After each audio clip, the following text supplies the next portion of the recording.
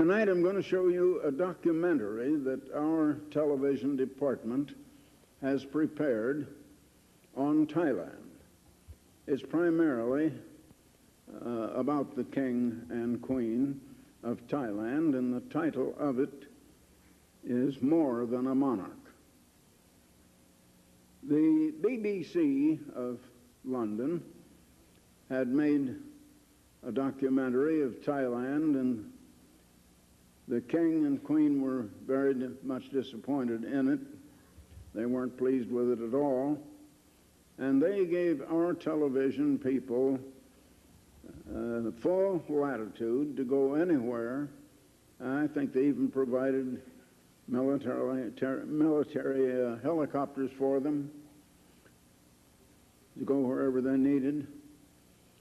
And they were very courteous to us, and I think they appreciate what we've been doing for them. Incidentally, the Queen of Thailand is, at least it's official as of this time, that she will be here for 8 days in March. She will be a guest here for 8 days. She'll be our guest. Now, we've never had a reigning king or queen on our campus.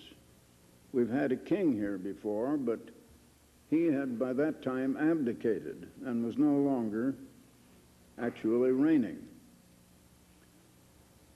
And that was, of course, King Leopold III of Belgium, who died just about a year ago now. But this will be the first time we've had a reigning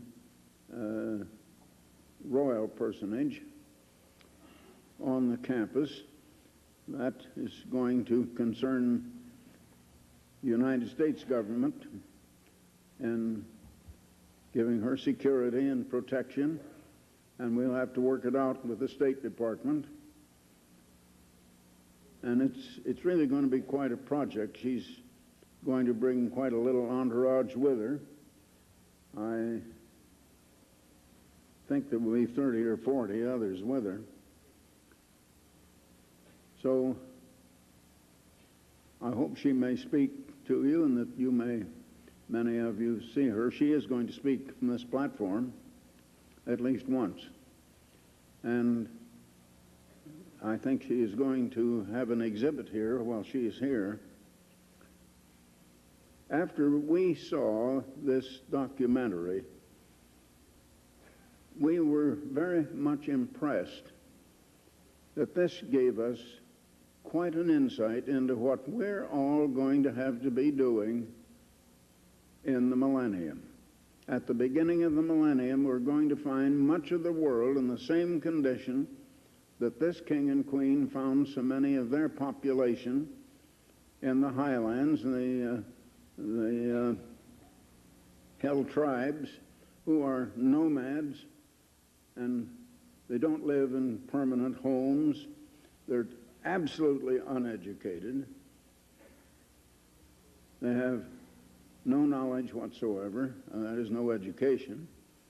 And you'll see a great deal about it in the film, and how the king and the queen work with them and help them.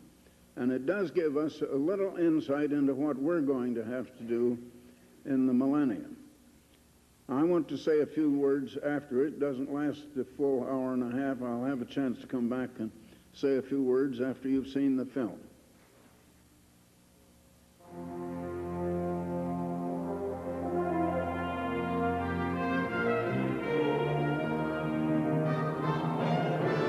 The following is an Ambassador Foundation presentation.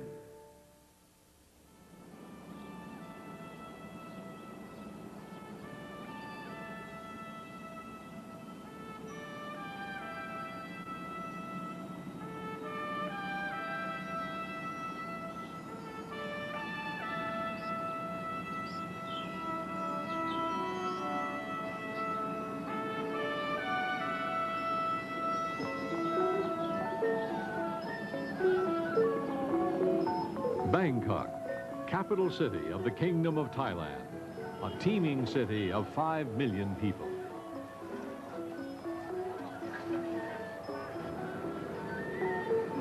The sidewalks are crowded with shoppers and vendors. Ancient and modern, east and west, mix easily in the busy streets. The mighty Chao Phraya River, bustling with ferries, rice barges, and the merchant ships of all nations, connects Bangkok to the Gulf of Thailand. In this city that was once known as the Venice of the East, the old canals are now being filled in to make way for new roads, modern arteries of a modern city. In the last half of the 20th century, Bangkok has become a crossroad of Asia and one of the great cities of the world. It is the pulsating heart of Thailand today. But at the heart of this city, with its traditional architecture as a striking contrast to the new buildings, is the Grand Palace of the Thai kings.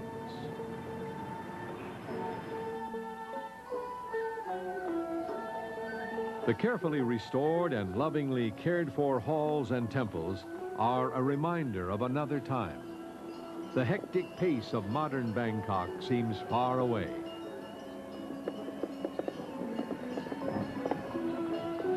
Visitors marvel at the ornate buildings, intricate carvings, and gilded spires and pagodas that bring to life the long and colorful history of the Siamese, or Thai people. But the Grand Palace is more than a monument to Thailand's past. It also stands as a symbol of the nation's present and its future.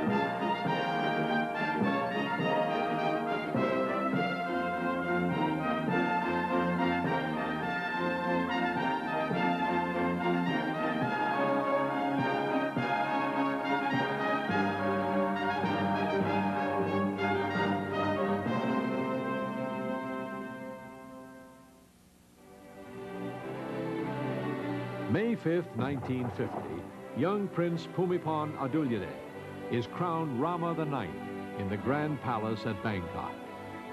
He places the crown upon his head and makes the first official pronouncement of his reign. We shall reign with righteousness for the benefit and happiness of the Siamese people.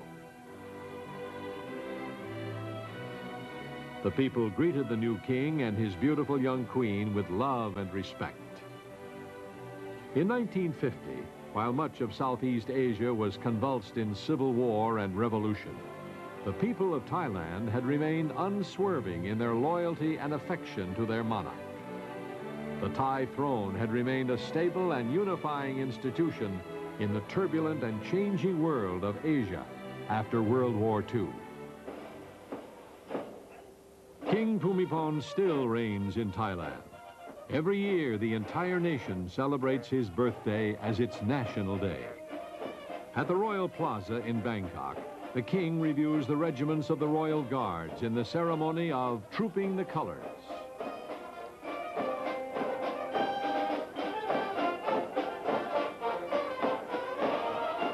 As the ranks of the elite royal regiments march by the review stand, led by their commanding officer, Crown Prince Maha Vajiralongkorn, they salute the king and queen.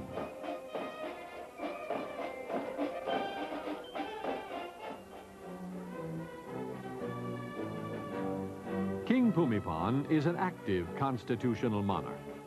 The king, Queen Sirikit, and their children, Crown Prince Maha Vajiralongkorn, Princess Maha Chakri Siranthorn, Princess Chulapon, and King Pumipon's mother, Princess Mahida of Sangkla, along with many other members of the royal family, play a very active role in their nation's affairs, not only in ceremonial affairs of state, but in practical acts of service that touch the lives of all Thai people. There exists a very special relationship between the monarchy and the people of Thailand. The Thais have always honored their kings, but the 9 kings of the House of Chakri hold a very special place in the hearts of their people and in the history of Thailand. Until the middle of the 18th century, the capital of Thailand was Ayutthaya. Great and powerful kings ruled here. Ayutthaya was widely renowned as a commercial and cultural center. European traders wrote home reports that this was the most beautiful city in the East. However, in 1767, during a period of internal strife, Ayutthaya fell to an invading army. It was a serious setback to the Thai people. But within 10 months, the Thais rallied under a new leader, King Daksin the Great, who pushed the invaders back and recaptured Ayutthaya. But the once proud city was now a charred ruin, a desolate, empty shell. After the death of King Daksin in 1782, the crown was offered to a popular hero, General Chakri. General Chakri became known as King Rama I. He established a new capital for the nation at Bangkok, then just a small village on the Chao Phraya River. Rama I set about to make Bangkok a city that would restore to his people the splendor that was once Ayutthaya. Although he had to spend much of his reign battling his nation's enemies, he also determined to preserve the ancient heritage that so nearly perished in the destruction of Ayutthaya. He reorganized the old laws and reestablished the Buddhist faith and literature. When the old warrior king died in 1809, he had made great strides toward restoring his nation's morale and setting it back on the path of progress.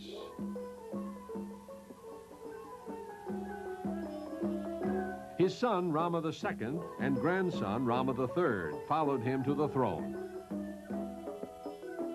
During their reigns, Thai music, literature, and the other fine arts continued to flourish. Strong trading links were reestablished with other Asian and European powers, making the country rich and prosperous. When Rama III died, the crown passed to his younger brother, Prince Mongkut, who became Rama IV.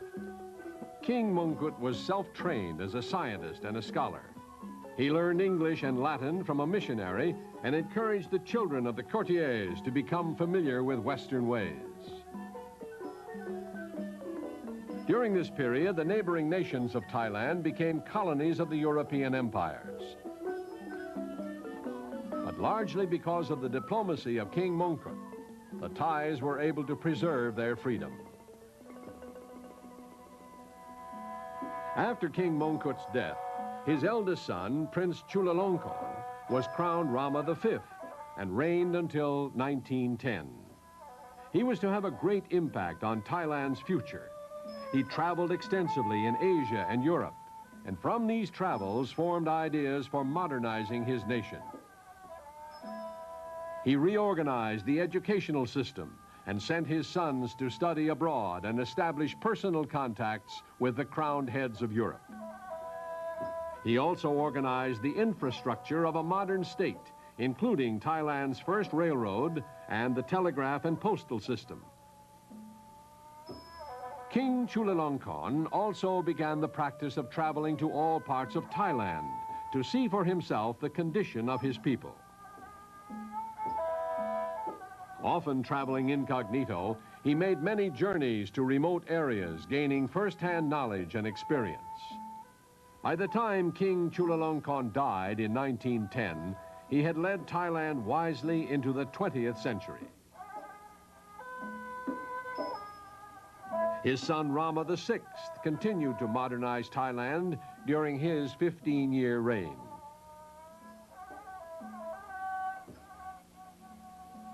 He was succeeded by his youngest brother, Prince Prachatipo, who immediately began to lay down the foundations of democratic government.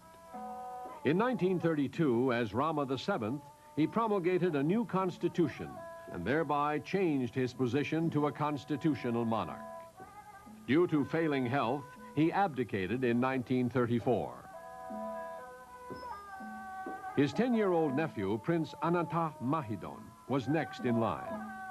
This popular young king's reign was cut short by his untimely death in 1946. He was succeeded by his younger brother, Prince Bhumibol Adulyadej. Prince Bhumibol was born in 1927 in Cambridge, Massachusetts, in the United States of America, while his father was studying public health at Harvard University. He is the only reigning monarch ever to be born on American soil. After ascending the throne in 1946, the young king continued his education in Switzerland. He married Mam Ratchawang Sirikit Kittiorkon 1 week before his official coronation in 1950. The royal couple returned once more to Switzerland to continue their preparation for a life of service to their people.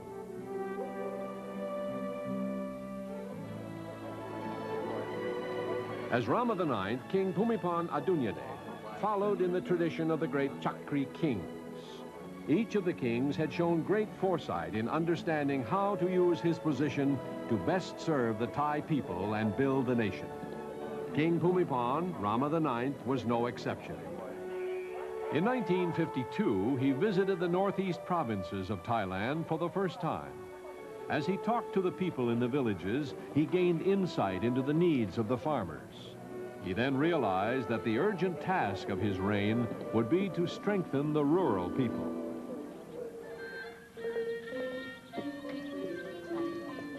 Away from the urban sprawl of Bangkok, Thailand is still a rural nation. Over 80% of Thailand's 50 million population are farmers. Agriculture is the backbone of the economy. Thailand is among the world's major exporters of rice, tapioca, and rubber. But many of these hard-working families are not yet able to fully share in their nation's growing prosperity. Although Thailand does not have the desperate poverty that blights some other developing countries, many families lack adequate education and training.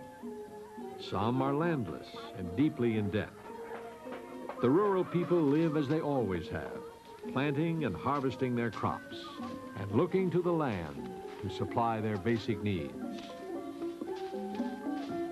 But they cannot stand still in a changing world. Even the most remote corners of Thailand have begun to feel the impact of the 20th century.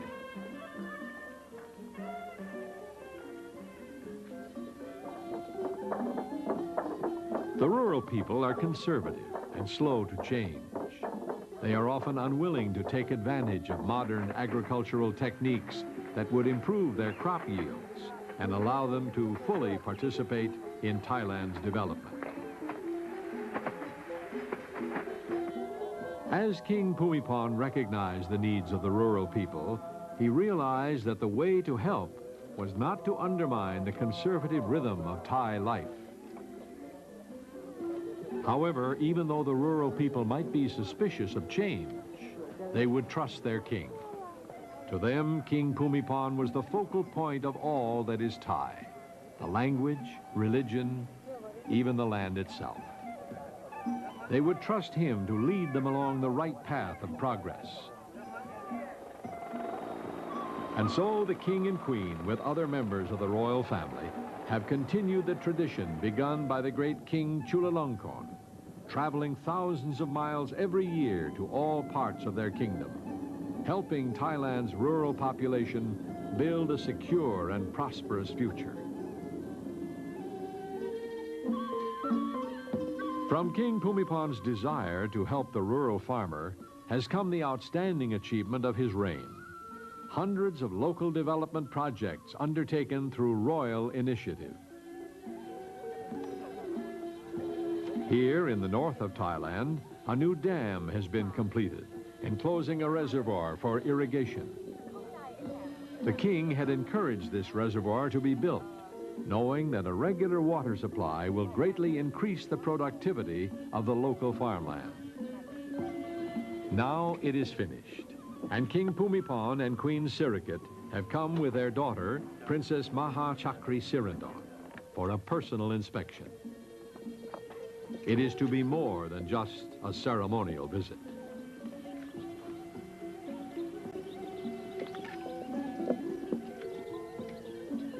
They have come to release over 100,000 small fish and freshwater prawns into the waters of the new reservoir. The fish will breed, and once the reservoir is fully stocked, the people will have a valuable additional source of protein, adding to the benefit that the irrigation waters will bring.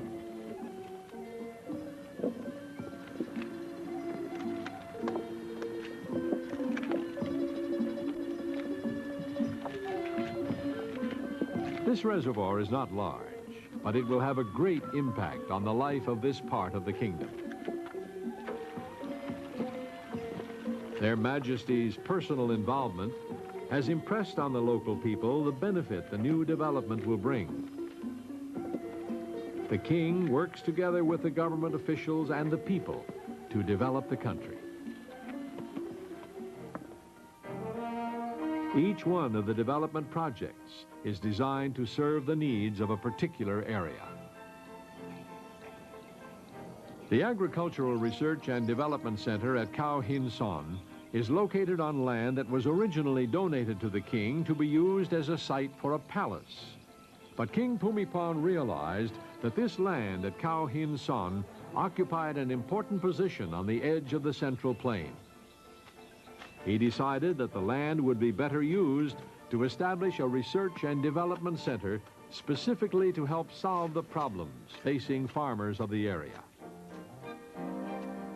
This potentially fertile and productive part of the country is in danger of becoming a wasteland.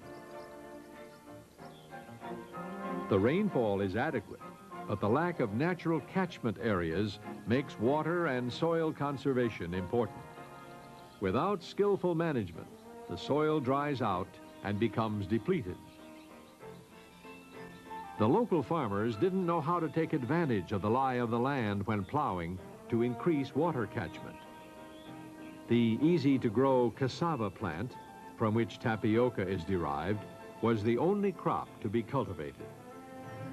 Cassava is an undemanding plant from the farmer's point of view, but it rapidly depletes the soil of nutrients. At the research station at Khao Hin Son, many experiments are in progress to show local farmers how water catchment, storage, and irrigation techniques can preserve the productivity of the land.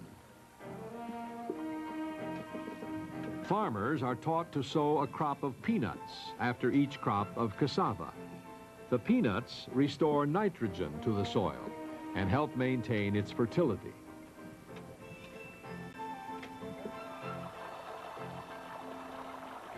Once a supply of water is assured, fruit trees can be cultivated. The lessons learned at Khao Hin Son are passed on to local farmers through an extension program. They are encouraged to form cooperatives. By pooling their resources, the community can soon become self-reliant and self-supporting. Around Khao Hin Son, other dams and irrigation canals have been established, and this area is now able to produce a much greater variety of crops. As more farmers take advantage of the extension program, their prosperity increases and the future of the region is assured.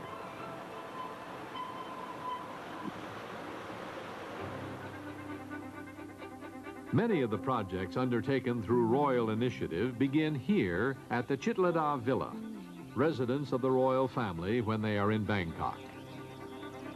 Apart from the formal gardens, the grounds have been given over to agricultural projects. The king has, in effect, established an experimental farm in the heart of the nation's capital.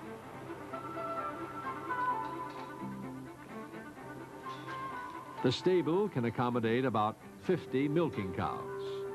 As new breeds are introduced, careful records must be kept to learn how the cows adapt to conditions in Thailand.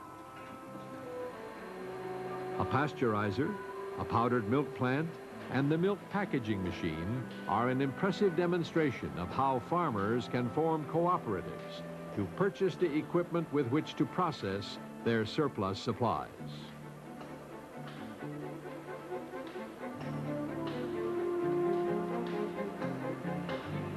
The rice mill and warehouse demonstrate economical methods of preparing and storing this vital food. The king has been particularly interested in demonstrating alternate methods of milling rice so that valuable nutrients and vitamins are not lost. Innovative engineering ideas, such as this seesaw pump, designed to turn otherwise wasted energy into useful work, always find a place for testing and demonstration at Chitlada. Typical of the experiments carried out at Chitlada is this husk grinding and compressing project. The waste material from rice milling, when subjected to heat and pressure, can be molded into logs, which can then be used as a substitute for firewood. New varieties of fish suitable for stocking Thailand's inland waters are bred in these ponds. Several acres of the palace grounds have been plowed. New strains of rice and other crops are then tested before being made available to farmers around the country.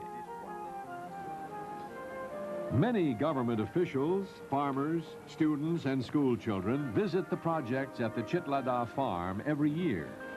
The farmers are impressed with the practical ideas and solutions to everyday problems in rural areas. Yet it is probably their king's personal involvement, such as his decision to conduct the experiments on the grounds of his own residence, that inspires them to take the ideas home and put them into action. One of the most serious problems facing Thailand is the destruction of the forests that cover the mountain ranges. These vast forests are vital to the protection of wildlife and the preservation of the watershed. When trees and thick undergrowth cover these areas, precious moisture from rainfall is released gradually into the rivers and streams that flow down to the lowlands. But if the trees are felled, the water is released in sudden floods that erode the mountainsides and inundate the plains below.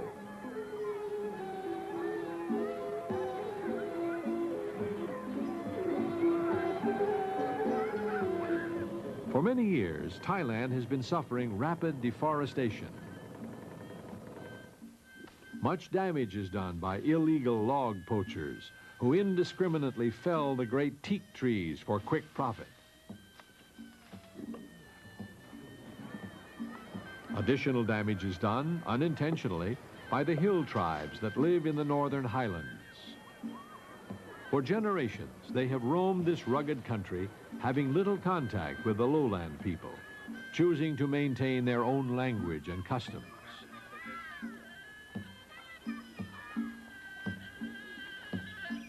They practice a wasteful form of agriculture known as slash and burn.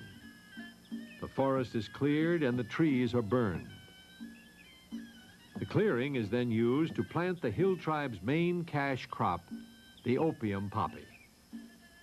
This area of the world, which Thailand shares with Laos and Burma, has become known as the Golden Triangle, from the income derived from raw opium that is cultivated here every year. But not much of the profits from the illicit opium trade filters down to the hill tribe people, who remain poor. As the poppies are growing, the peasants score the seed pod several times. They then collect the seeping resin from which the opium is extracted. When, after about 5 years, the poppy fields lose their fertility, the tribes move elsewhere, repeating their cycle of destruction.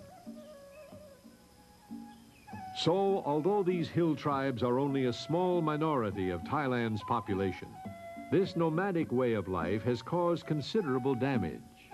From their limited perspective, they cannot see the damage they are doing. King Bhumibol has understood the importance of winning the confidence and cooperation of the hill tribes if the northern forests are to be saved. He has given his enthusiastic support to projects designed to help them learn a more settled way of life. Many reforestation projects are underway in the hills and mountains around Chiang Mai. Volunteer workers from the hill tribes assist with the projects. They settle in the deforested regions, planting and cultivating thousands of saplings of fast-growing species. The little trees become established, and soon these barren hills will be covered with new growth.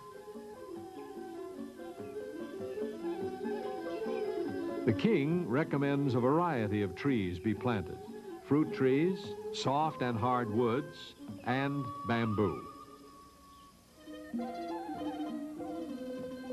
At the Phang Da Highland Agricultural Research Station in Samang District, research is carried out to introduce cereals, fruits, and vegetables. In this picturesque valley, the hill tribesmen see that cash crops previously unknown to them can be grown effectively in the mountains. Wheat, barley, and other cereals have been planted, and the development carefully monitored. Strawberries and grapes are grown alongside traditional fruits and vegetables. Many other crops are tried, including cucumbers, beans, and coffee. Some adapt easily to the mountain environment. Others need more care. Fruit trees are planted and grafting experiments conducted to determine which varieties do well. Practical scientific research combines with the Thais' love of nature to give the project at Phang Da a park-like setting. Many similar stations have been established in districts that were formerly devoted to opium cultivation.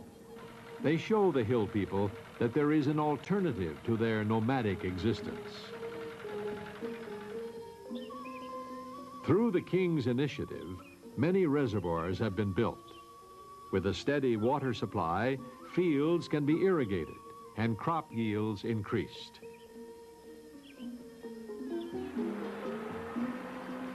Most of their Majesty's projects are small in scale, but have far-reaching effects on the lives of the people.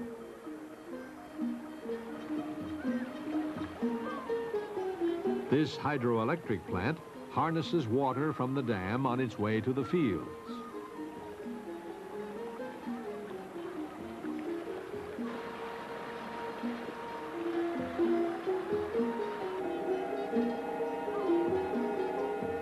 The small unit, just 10 kilowatts, brings to this remote village the previously unimagined luxury of electric light. Once the hill tribes begin to pursue a more settled form of existence, schools can be established and the children educated to take their place in Thai society.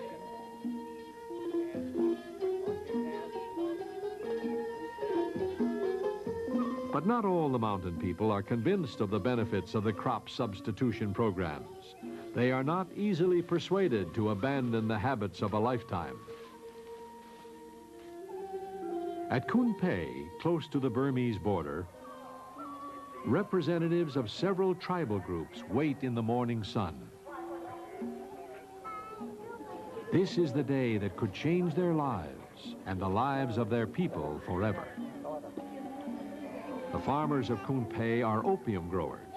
The scanty crops from their irrigated rice fields cannot support their needs. To survive, they depend on the poppy as a cash crop. So far, they have not been eager to participate in the crop substitution programs. But now they wait for a special visitor.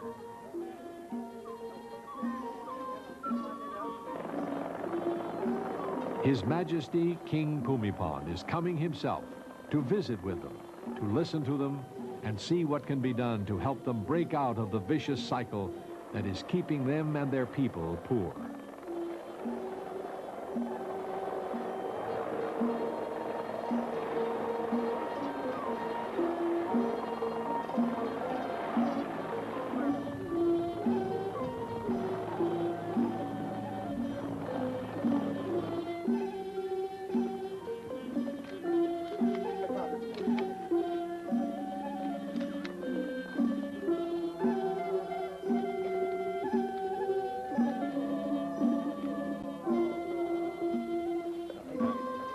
After greeting local officials, the king, accompanied by Princess Mahachakri Sirindon, meets the tribal leaders.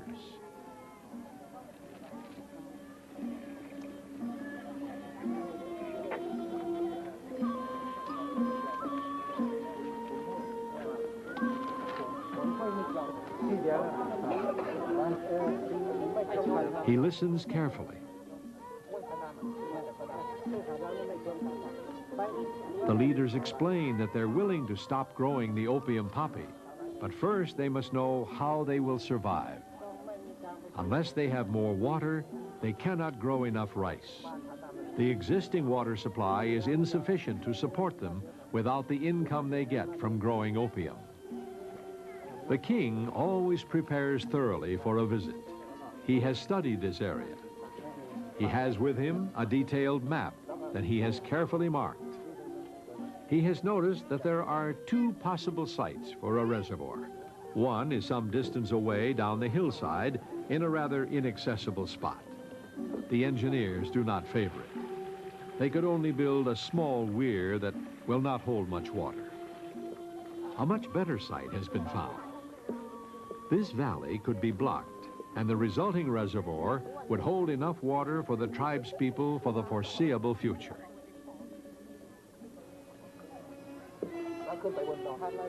But the hill tribesmen do not seem enthusiastic about this. The king decides to see both locations. After a strenuous walk along the rough trails, the royal party arrives at the site with the irrigation engineers. They discuss the advantages and disadvantages.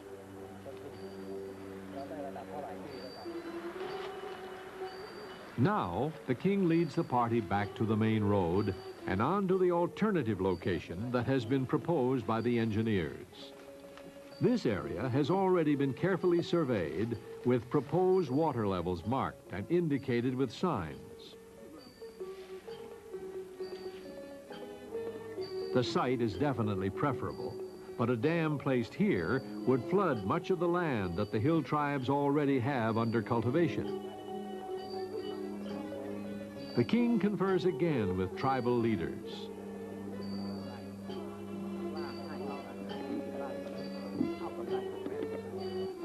First, they are nervous, but as the king wins their confidence, they begin to explain their worries.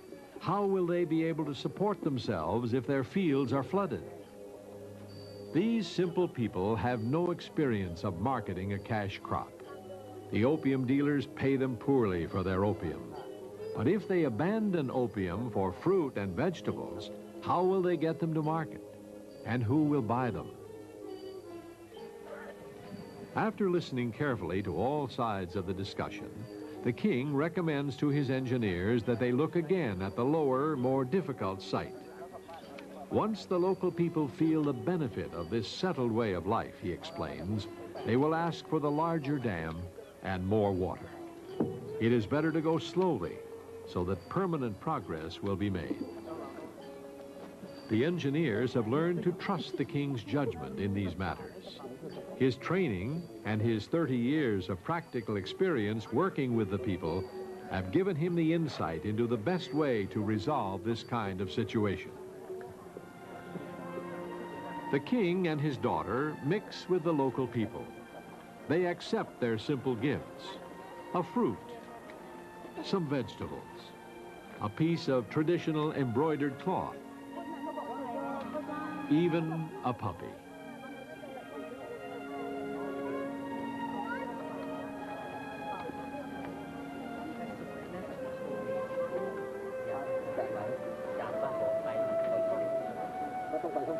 They stay talking to the people until late in the afternoon.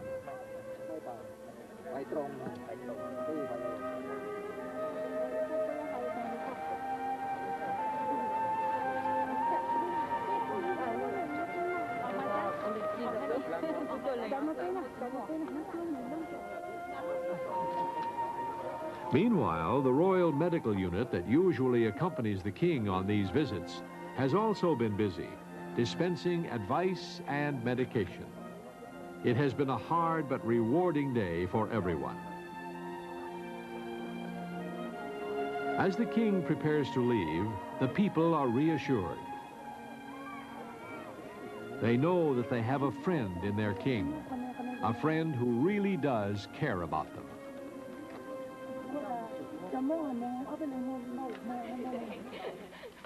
While both King Bhumibol and Queen Sirikit have devoted much of their lives to helping the rural people take their place in the modern world, they have also encouraged them to maintain a respect for their traditions and cultural heritage.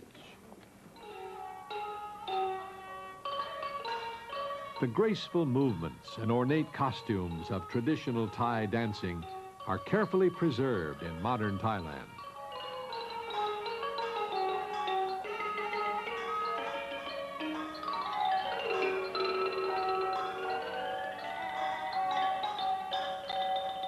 Professional and non-professional dance troupes alike devote their time and talents performing these classical dances which reflect the traditions of the past.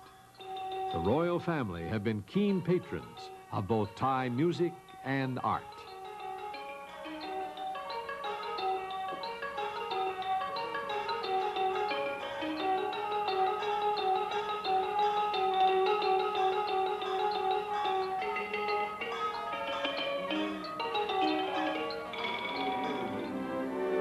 Like her husband, Queen Sirikit realizes the influence her example can have on the people.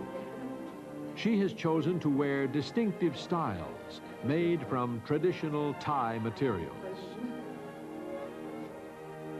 Through her example, the leading ladies of Thailand have gained a new appreciation for the silks and other fine fabrics of their native land. The preservation of Thai handicrafts has become a special interest for the Queen.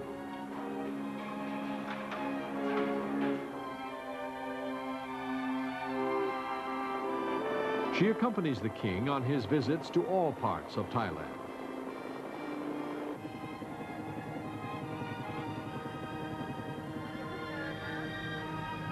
Wherever she goes, she asks to see the handicrafts of the region. Every part of Thailand has unique handicrafts made from the indigenous materials.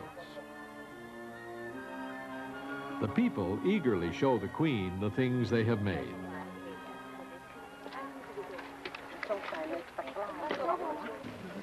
ของเก่านี่เดี๋ยวนี้มูเซอร์ดามทำได้ป่ะทำได้ผู้ทำนี่มีผู้ทำป่ะไทยใหญ่มูเซอร์ดามเองไม่ทำนะไม่ได้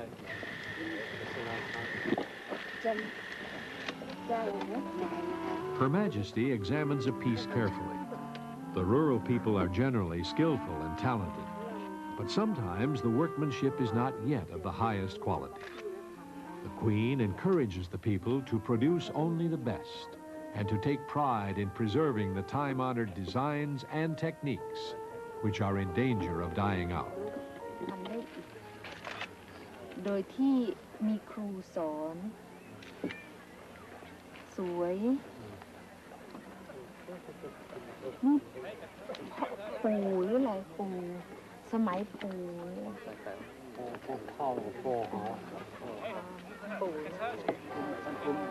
Queen Sirikit realized some years ago that her interest in Thai handicraft had given her a unique opportunity to help the poor to earn an income while building their confidence and self-respect. In 1976, Her Majesty organized the Foundation for the Promotion of Supplementary Occupations and Related Techniques, known as the Support Foundation. Through Support, Queen Sirikit has discovered a way to combine her interest in reviving and preserving Thailand's traditional handicrafts with her deep desire to help the poor.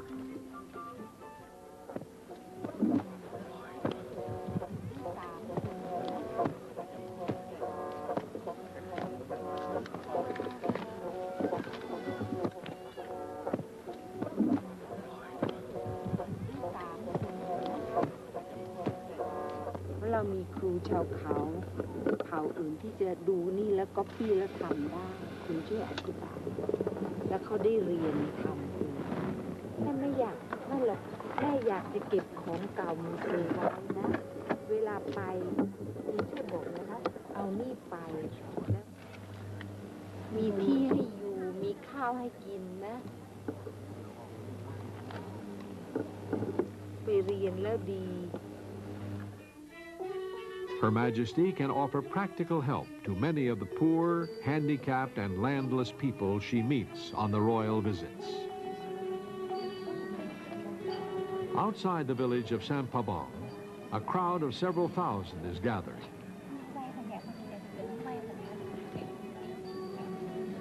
In spite of the hot sun, they wait patiently in eager anticipation of the visit from the King and Queen.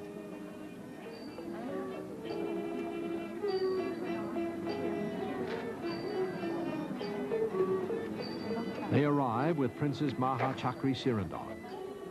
After greeting local officials, they begin to meet the people. These sisters are aged 101 and 108. They were born during the reign of King Chulalongkorn. Now they meet King Bhumibol for the first time. Some of the waiting people have some very urgent needs, and they are looking to the royal family for help.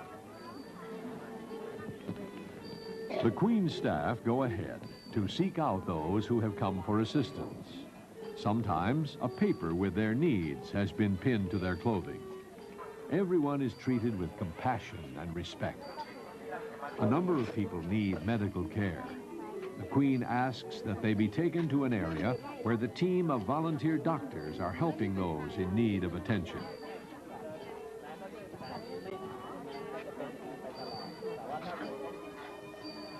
This little boy has been born without arms and legs. The family is poor and has no money or facilities to help him. He will be condemned to the life of a helpless cripple unless some aid can be given.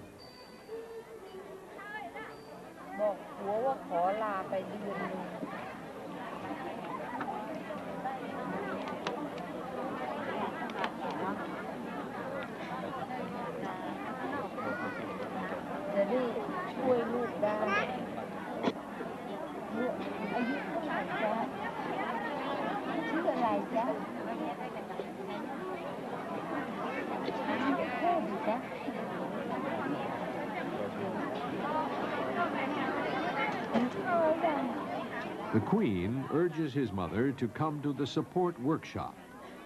The skills she will learn will increase her income to help with her baby's education.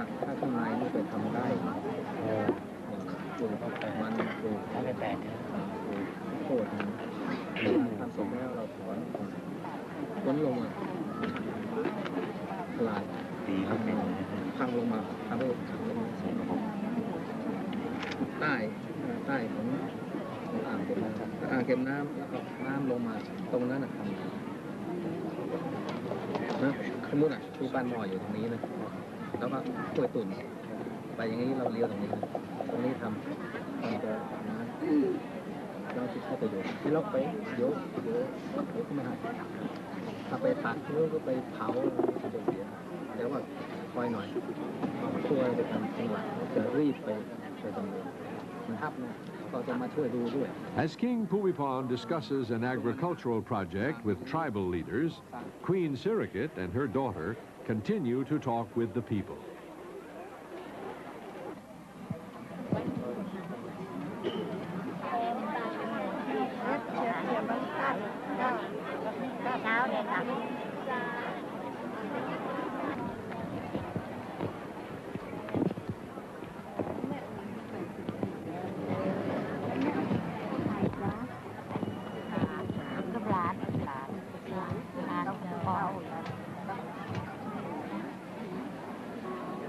มีหมอเจ้าแผ่นดินมาเลยจ้าอยู่ทางโน้นแม่ก็ตาฟังลมออกหูลมออกหูจ้าเมาหัวเมาหัว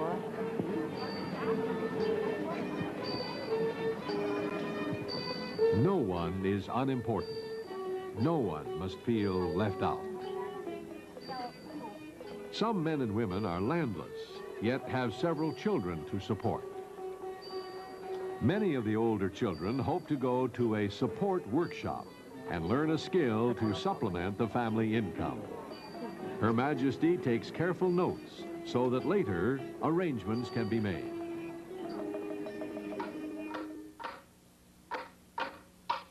Workshops have been established where the poor and landless can go for a period of training.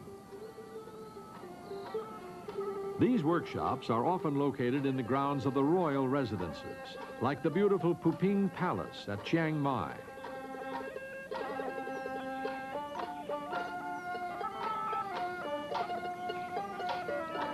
The royal family use Puping Palace for 2 months every year as a base to visit the towns and villages of the north.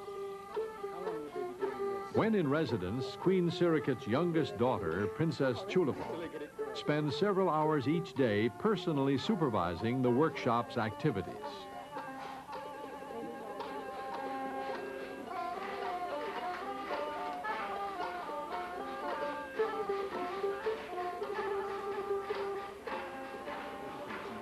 This was a dying art because, well, no one makes it anymore, but my mother found very good shape of bag of my great-grandmother 100 years ago, and it still looks beautiful, so she tries to revive the old art. We've done this for 10 years already. Poor people from some of the northern provinces spend several months learning the traditional skills under qualified teachers. These trainees are being taught the art of making realistic artificial flowers.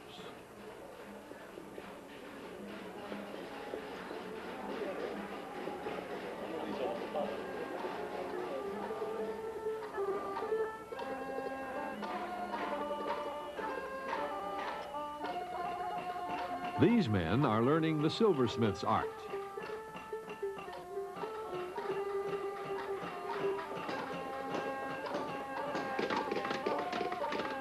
They progress from the simple stages to complex designs.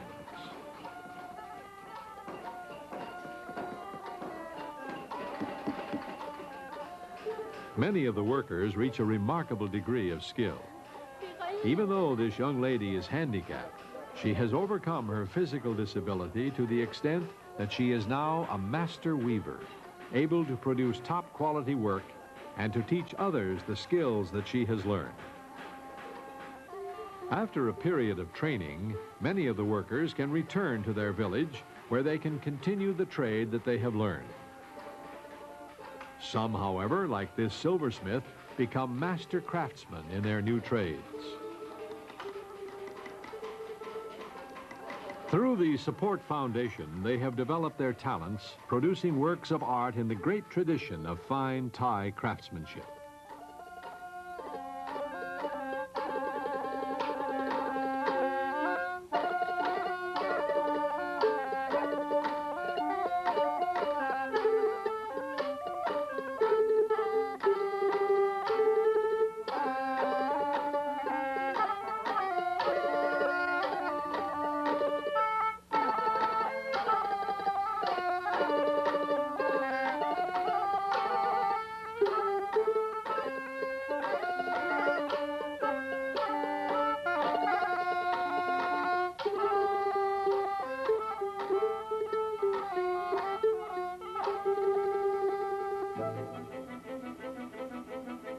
The main training center for the Support Foundation's activities is located at Bangsai, 30 miles north of Bangkok, near Thailand's old capital of Ayutthaya.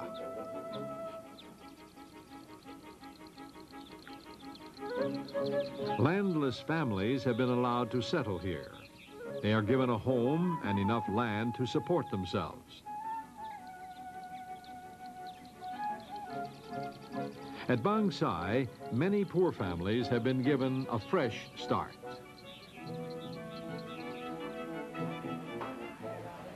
Hundreds of young people from poor farming families are paid a small allowance while undergoing a training course in vocational and handicraft skills.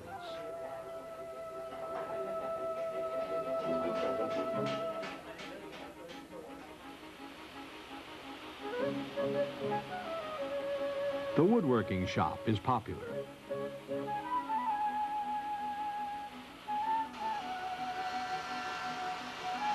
During the training course, the students learn to combine power tools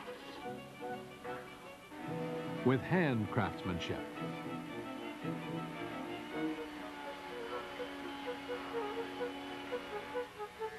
All students are encouraged to make useful articles of furniture. Standards are high. Careless work is not accepted. Each trainee is encouraged to be satisfied with nothing but his best.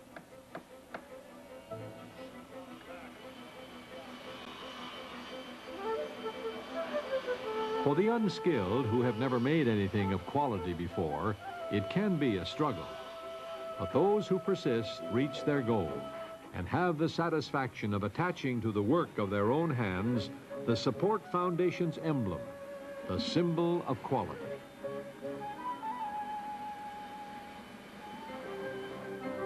Products that reach this level of excellence are sold in the exclusive Chitlada shops, established at the initiative of Her Majesty to provide a means of marketing the crafts produced through the Support Foundation. In another section of Bangsai, students learn the steps in casting bronze sculptures. In this method, known as lost wax casting, an original sculpture is made by the artist. Liquid rubber is then poured over the sculpture to form a flexible mold.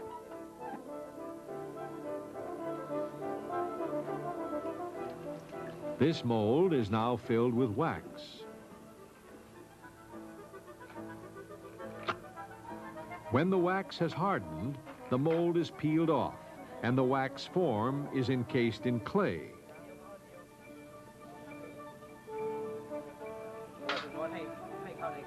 When the clay is baked to harden it, the wax runs out, leaving the impression of the sculpture inside the mold.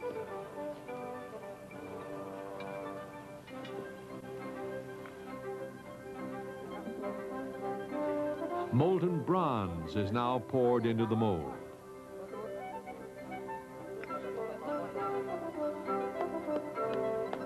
After the metal has cooled, the clay is chipped away to reveal a rough bronze casting.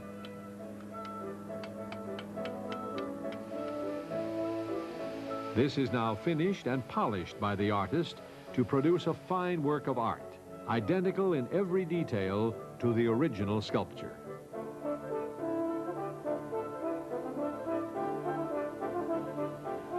These students are learning the elements of Thai design.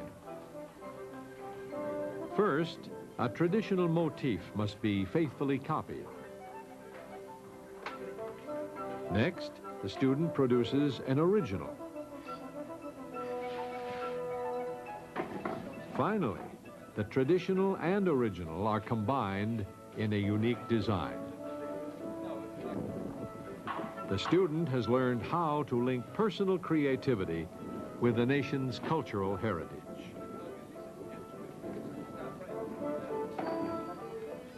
One of the most important ancient crafts being revived through the Support Foundation is Yan Lipao fern vine basketry. The Lipao vine grows abundantly in southern Thailand, The stem of the vine is extremely tough and can be woven into baskets that will hold their shapes and literally last for hundreds of years. A skillfully woven Yan Lipao basket is a genuine work of art, of lasting value and beauty. This handbag belonged to the Queen of King Rama V.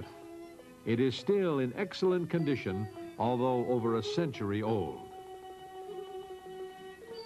Selected lengths of the cut vine are drawn through a sharp-sided hole in a tin plate until they are of uniform size. The size of the hole determines the diameter of the strand. The smaller holes produce a finer, more pliable strand, which enables more intricate work to be done.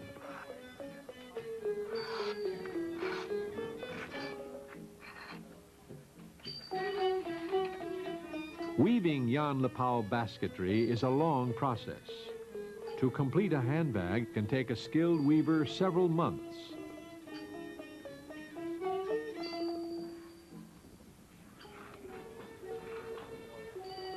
This basket is woven around a wicker frame of the required size and shape. With simple tools and endless patience, the exquisite basket work slowly takes shape. Her Majesty is a great admirer of Yan Lipao handbags and has been instrumental in helping many fashionable ladies rediscover the pleasure of owning an article of the finest Thai craftsmanship. The many examples of fine craftsmanship created by the skilled workers of the Support Foundation confirm Her Majesty's vision in helping the people revive their ancient skills.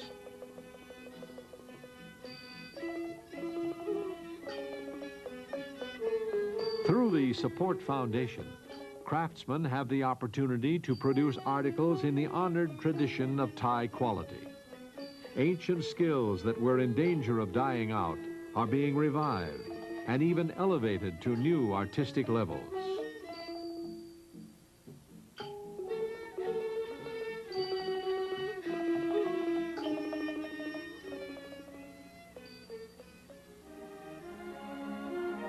Around the bend of the Chao Phraya River from the Handicraft Center at Bangsai, Ayutthaya stands as a monument to the greatness of Thailand's kings of long ago. Projects like Khao Hin Son, Phang Da, and Bangsai are a living testimony to the vision and dedication of Thailand's monarchy today.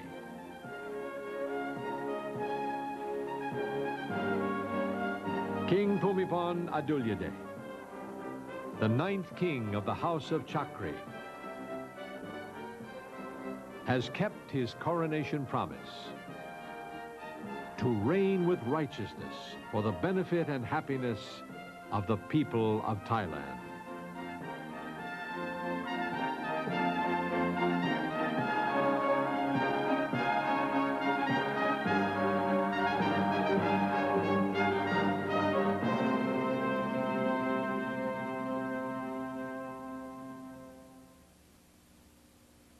When I first visited Thailand, in my first meeting with King Bhumibol,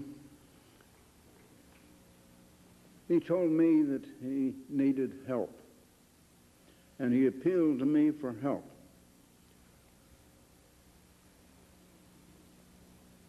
I had 2 other men with me. He said to each of them, "You can't help me. Only Mr. Armstrong can help me."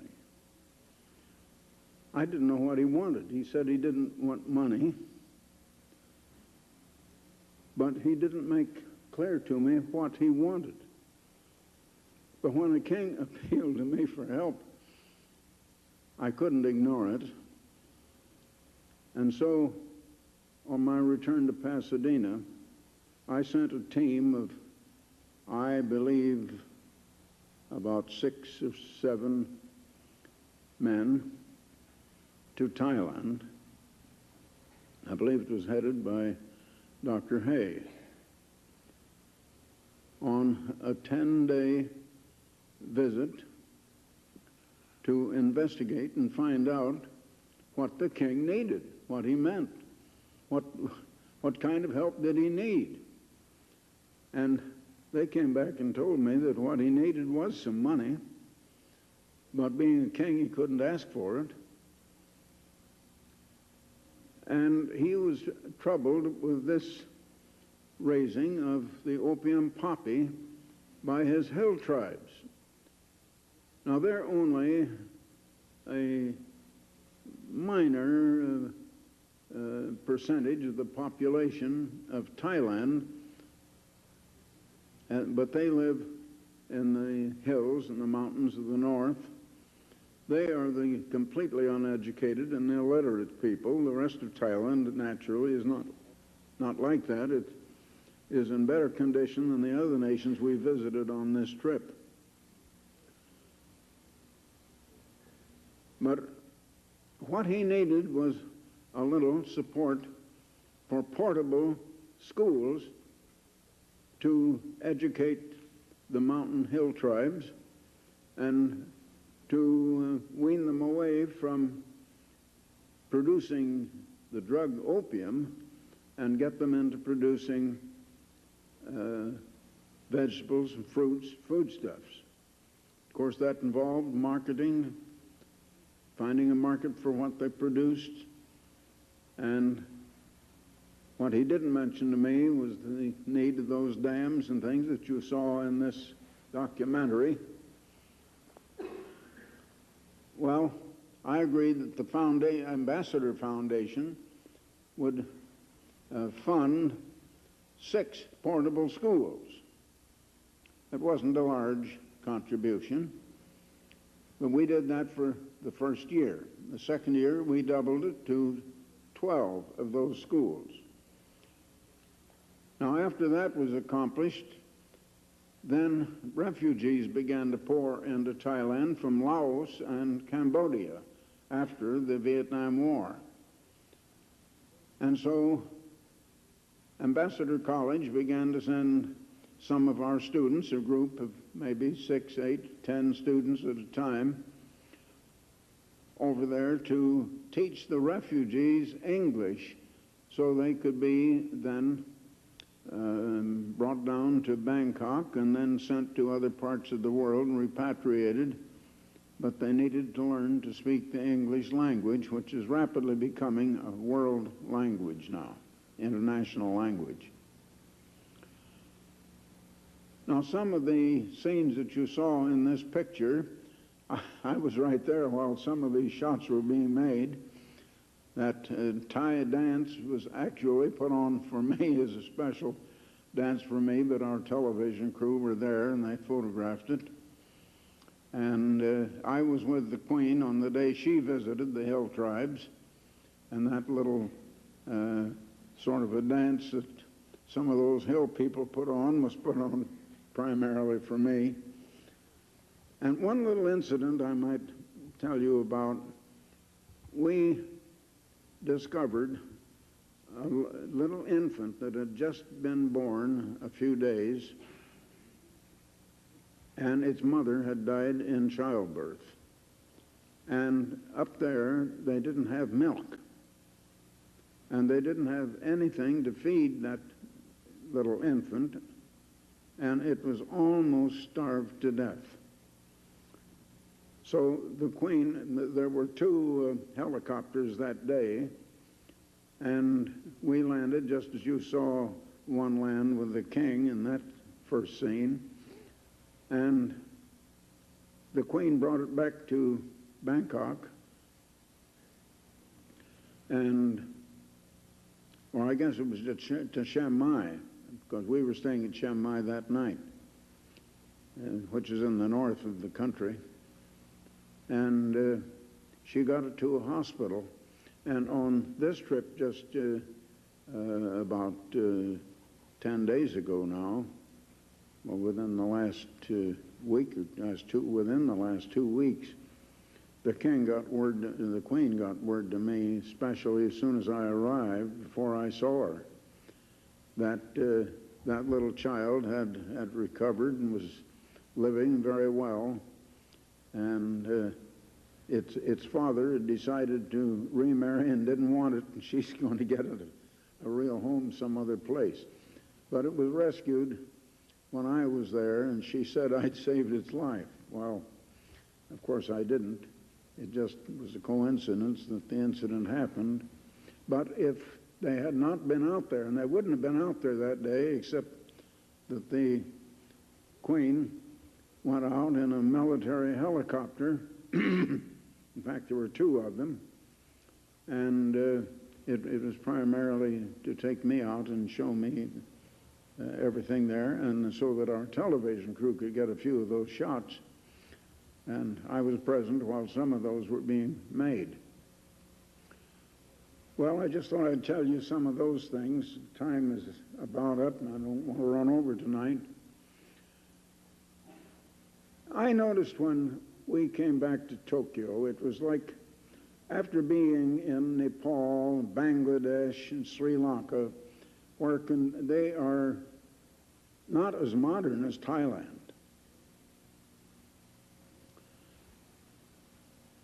They are very much poverty-stricken, especially in Nepal and Bangladesh. And when we arrived back in Tokyo, a modern city, and Tokyo is very much a modern, progressive city, and one of the very largest in the world, is larger than any city in the United States, larger than New York. It seemed like coming out of an ancient world and getting back to civilization. And it made us realize what we're going to have to do in the beginning of the millennium, because all those people are going to have to be educated. But then I began to realize that those people are not as unhappy as we are in the more civilized world, that is, so-called civilized. They're not so unhappy. I don't think that ignorance and poverty are a source of happiness, but neither is money and material things that surround us.